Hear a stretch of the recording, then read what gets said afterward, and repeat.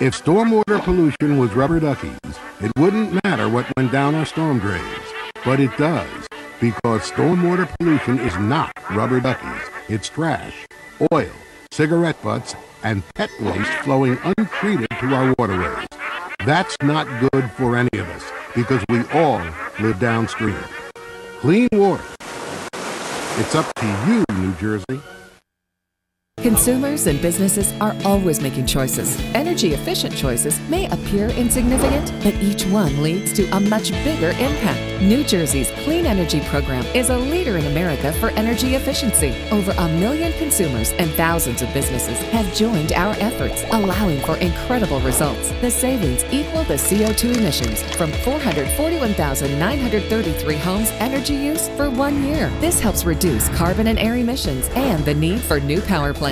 The average household in America spends $1,900 or more annually for energy use. With the Clean Energy Program, homeowners can receive rebates and low-interest financing to reduce their energy consumption up to 30%. In New Jersey, businesses spend billions in yearly energy bills. But with the Clean Energy Program, they can receive up to 70% of project costs with a payback in less than 2 years. For more information, visit njcleanenergy.com/tips or call 866-NJ-SMART. Remember, it takes just small steps for all of us to produce giant leaps in the reduction of our overall energy usage. Help us create a healthier and happier Garden State and world today and for the future.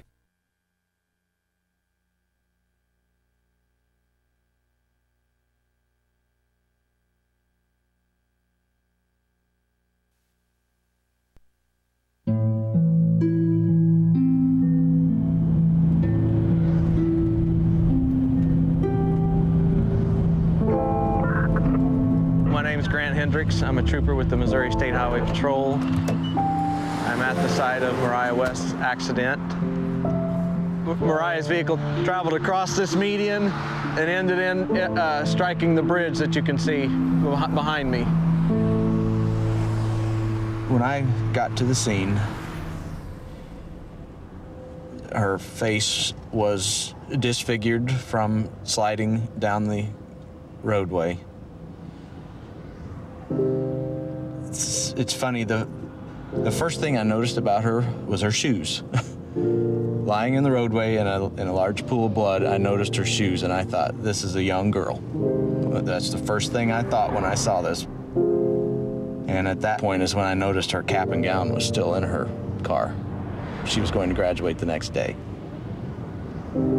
It was just a really horrific scene.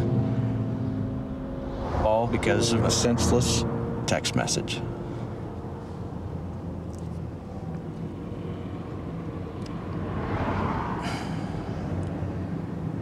It's just sad.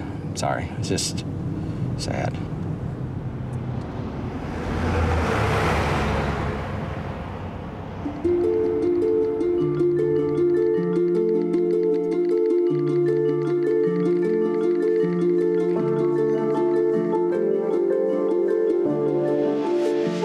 Ashley would text hundreds of messages every day. That was the way we kept in touch. We would definitely text more than we talked. Mariah was a multitasker extraordinaire. She could text better than anyone I know. She could be having one conversation with me, completely focused, while having a text conversation with somebody else. When you do something 7,000 times a month, you tend to learn where those 26 letters are. We would be at school, at home, movies, bowling, driving. Not even looking at her phone. Just simple, insignificant, useless bullshit, whatever it may be. About anything and everything. Just a way to pass the time. It didn't matter where we were constantly texting. This is my sister. She was looking at my message that I had just sent her. When she looked up, she had clipped the median on the left-hand side of the road.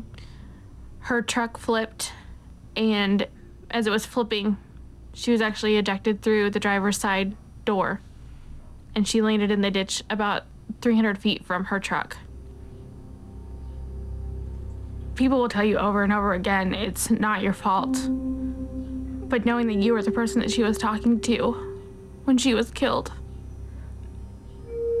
just knowing, having a highway patrol officer write in a report that a text message sent at 12:05 is the reason that she is dead is not something that will ever go away. If I could talk to her one last time, I would just say I'm sorry.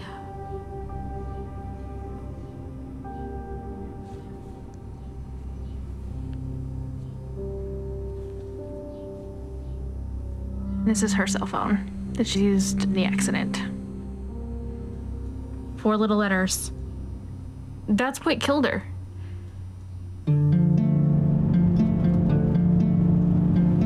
You never really think about it, but people associate drinking and driving as a dangerous thing. Your vision's impaired, your judgment's impaired. But if you look at texting and driving, your vision's not even there. You're not even looking at the road.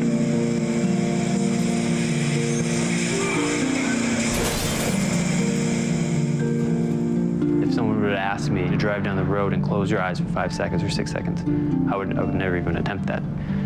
But then if someone asks, read this text message and respond to that in about the same length of time, well, that would be no problem. I'd done that numerous times in the past before this accident.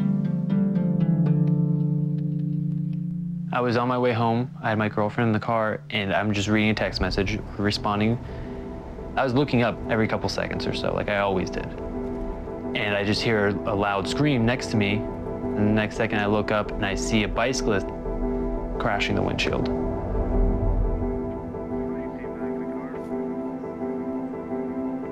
When I got out of the car, he didn't have a pulse, he wasn't breathing. He wasn't alive.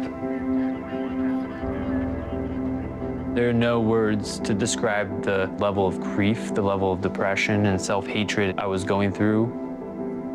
My first year of college, I just remember one girl recognizing me and saying, oh, I remember hearing about you.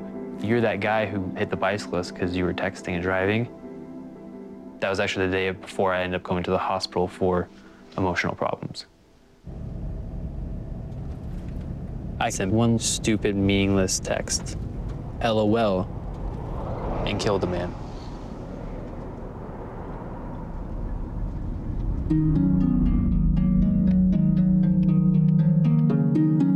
People don't realize it could just take 3 seconds. I was going to the movies and the car just went directly into a tree and it was a direct collision. I was the passenger. I collided with the tree on my right temple and I was declared dead on the scene 3 times. I used to be able to drive. I used to be able to go for walks. I used to be able to run around town by myself. I used to have a job. I was normal. And all this, I cannot do anymore because they had the text. This is the text message that changed my life forever.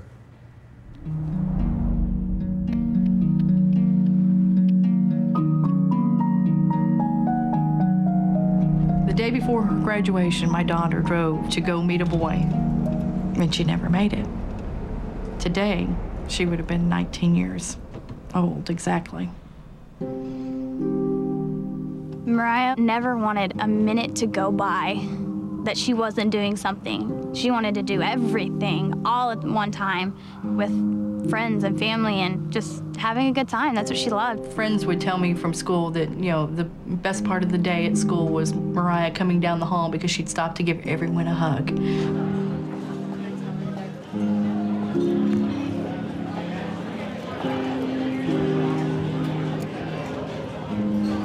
Okay, guys, in honor of Mariah. Happy birthday to you. Happy birthday to you. Happy birthday, dear Mariah. She met a guy who played baseball, and one evening she just spontaneously got in her car and said, hey, I'm gonna come watch his game. He was texting her to tell her directions of where she needed to go. And I guess she just looked away for too long. where are you at, you know? Like that was it.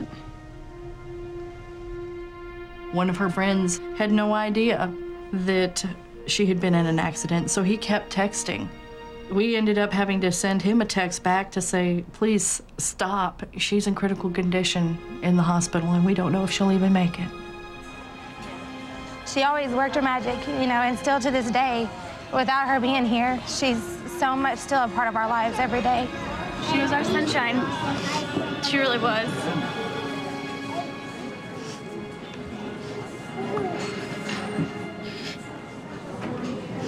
She was. It's a simple text message. Where are you at? 3 simple words. She paid the ultimate price for her actions. I've had to do this more than once. Mariah is not the only victim that I've dealt with. And it never gets any easier. And it won't get any easier.